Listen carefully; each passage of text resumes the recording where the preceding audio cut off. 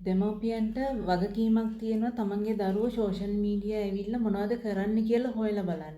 එයාලා මොන වගේ ෆොටෝස්ද සෝෂල් මීඩියා අප්ලෝඩ් කරන්නේ මොන වගේ වීඩියෝස්ද දාන්නේ කියලා මේ හොයලා බලන්න දෙමව්පියන්ට වගකීමක් තියෙනවා. දෙමව්පියන්ට විතර නෙවෙයි හස්බන්ඩ්ලටත් වගකීමක් තියෙනවා වයිෆ්ලා මොකද මේ සෝෂල් මීඩියා වල මේ කරන්න කියලා හොයලා බලන්න. ඒ වගේම වයිෆ්ලටත් වගකීමක් තියෙනවා හස්බන්ඩ්ලා මොකද මේ සෝෂල් මීඩියා වල කරන්න කියලා හොයලා බලන්න.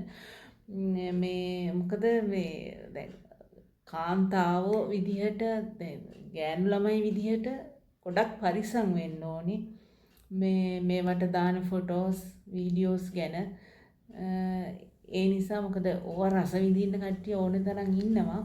නමුත් ඉතින් ඔයාලට හොඳ තැනකින් කසාදයක් එහෙම කරගන්න හම්බෙන්නේ නැහැ. ওই විදිය මේ ওই බාගෙට ඇඳගෙන ෆොටෝස් දාලා බාගෙට ඉන්න පොඩි ඇඳුම් කෑලි චුට්ටක් ඇඳගෙන චූටි ඇඳුම් කෑල්ලක් ඇඳගෙන මේ නටන ඒවා එහෙම දාලා ඉතින් හොඳ කෙනෙක්ව නම් කසාද බඳින්න හම්බෙන්නේ නැහැ දුවේ.